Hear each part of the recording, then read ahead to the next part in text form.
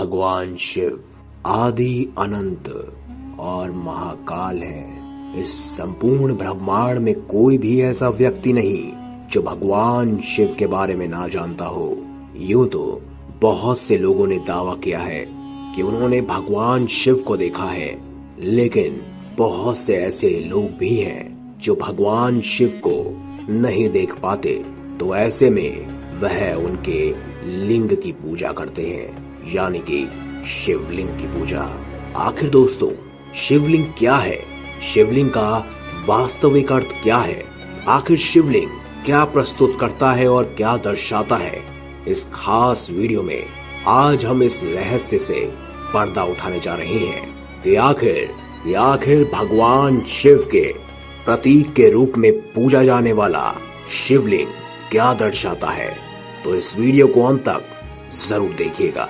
बहुत से लोगों ने शिवलिंग का गलत अर्थ बताकर लोगों को भ्रमित कर रखा है, लेकिन सबसे ज्यादा आश्चर्य वाली बात यह है कि इसमें विदेशी लोगों के साथ साथ कुछ अपने देश के लोग भी शामिल हैं। इन लोगों ने शिवलिंग का इतना गंदा मतलब निकाल रखा है कि हम उसको बताना भी महादेव का अपमान समझते हैं।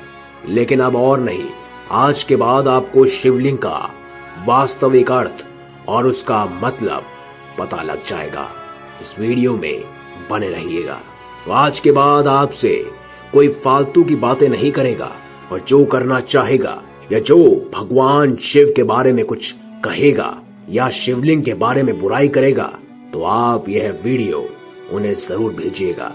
दोस्तों, शिवलिंग एक संस्कृत शब्द है जिसमें लिंग का मतलब होता है प्रतीक, यानी शिवलिंग का मतलब हुआ शिव का प्रतीक, यानी एक ऐसी चीज जिसको हम शिव मानकर उसकी पूजा करते हैं। आज हम आपको बताएंगे शिवलिंग के बारे में और इसकी खास शक्तियों के बारे में। शिवलिंग एक ऐसा ढांचा है जिसको एक खास मकसद से बनाया जाता है।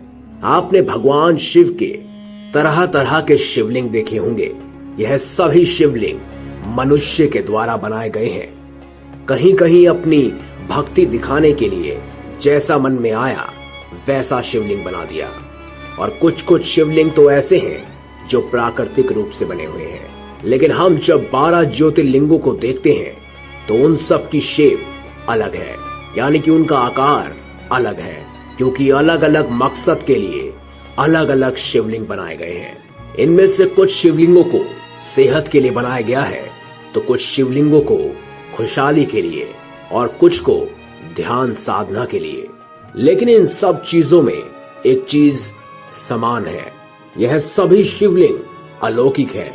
इसका सरल अर्थ यह है कि शिव किसी स्त्री या पुरुष का प्रतीक ना होकर संपूर्ण ब्रह्मांड, आकाश, शून्य और निराकार का प्रतीक है। उन्हें किसी एक चीज में नहीं रखा जा सकता, क्योंकि वो खुद एक प्रतीक है। अगर आप वैज्ञानिकों के द्वारा ली गई कुछ तस्वीरें देखेंगे तो आप पाएंगे कि हमारा ब्रह्मांड भी शिवलिंग से मिलता जुलता है। स्कंद पुराण के अनुसार आकाश स्वयं एक लिंग है और शिवलिंग समस्त ब्रह्मांड की धुरी है। शिवलिंग अनंत है, इसकी ना कोई शुरुआत है और ना ही कोई अंत। इसीलिए शिवलिंग का एक अर्थ अंत भी होता है। बहुत से शिवलिंगों को प्राचीन ज्ञान और शास्त्रों में दिए गए निर्देश से बनाया गया है।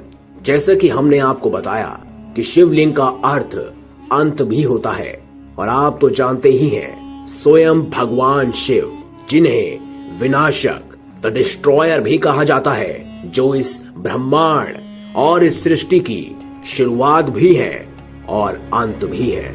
दोस्तों, इस ब्रह्मांड में दो ही चीजें हैं जो असल में वास्तविक में है। एक है एनर्जी, जिसे ऑरा भी कहा जा सकता है, और दूसरा पदार्थ। मानव शरीर पदार्थ से निर्मित है और आत्मा ऊर्जा यानी कि एनर्जी से। इसी प्रकार शिव पदार्थ और उनकी शक्तियां ऊर्जा है। वो दोनों मिलकर शिवलिंग बनाते हैं। वास्तव में शिवलिंग हमारे ब्रह्मांड की आकृति है। शिवलिंग भगवान शिव और माता पार्वती का आदि अनादि रूप है और पुरुष और प्रकृति की समानता का प्रतीक भी है। अर्थात इस प्रकृति में स्त्री और पुरुष दोनों का समान रूप से वर्चस्व है। किसी मूर्ख को आसान भाषा में समझाने के लिए आप ये बता सकते हैं कि शिवलिंग शिव का प्रतीक है, ना ही लिंग का।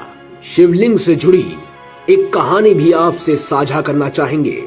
ये सब तो आप जानते ही होंगे कि ब्रह्मा सृष्टि के रचयिता है और विष्णु पालनहार, और इस सृष्टि को संतुलित करने के लिए भगवान शिव है। ऐसे ही एक बार भगवान ब्रह्मा और विष्णु के बीच लड़ाई हो गई कि आखिर हम दोनों में से कौन बड़ा है, किसकी शक्तियां सबसे सर्वप्रिय हैं। दोनों आपस में बहस करने लगे। इतनी ही देर में एक आकाशवाणी हुई जिसमें कहा गया, एक खास काला पत्थर है जिसकी ऊंचाई या गहराई का अगर किसी ने भी अंदाजा लगाया तो वह सबसे बड़ा हो जाएगा।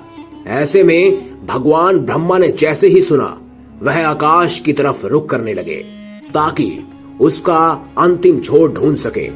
वहीं भगवान विष्णु उनकी जड़ की तरफ बढ़े, क्योंकि उन्हें पता था कि किसी पौधे की भांति इस शिवलिंग की भी कोई जड़ होगी। वह दोनों लगातार उस काले पत्थर की जड़ और अंतिम सीमा को ढूंढने के लिए बढ़ते ही रहे, और जब वह हार कर हताश हो गए तब फिर एक आकाशवाणी हुई जिसमें बताया गया कि अगर आप दोनों इसे ढूंढने में असमर्थ हैं, यानी आप सर्वशक्तिमान नहीं हैं। और उसी समय प्रकट हुए भगवान शिव, जो उस काले पत्थर के रूप में उनके सामने थे। दोस्तों, यूं तो इसे काला पत्थर कहना बहुत गलत है, लेकिन आजकल के वास्तविक जीवन में हर कोई यही कहता है। जो नास्तिक है वो भी यही कहता है कि यह मात्र काला पत्थर है, लेकिन किसी को नहीं पता कि यह काला पत्थर नहीं बल्कि शिव का प्रतीक शिवलिंग है, जिसके अंतिम छोर को ढूंढने में भगवान विष्णु और ब्रह्मा भी परेशान हो गए थे। तो दोस्तों, यही है शिवलिंग का वास्तविक अर्थ, यानी कि शिव का प्रतीक। अगर आप भी नियमित रूप से शिवलिंग की पूजा करते हैं या भगवान शिव को मानते हैं तो कमेंट बॉक्स में हर हर महादेव अवश्य लिखें। अगर आपको हमारी यह खास जानकारी अच्छी लगी हो तो इस वीडियो को लाइक करें, हमारे चैनल को सब्सक्राइब करें और इसे ज्यादा से ज्यादा शेयर अवश्य करें। धन्यवाद।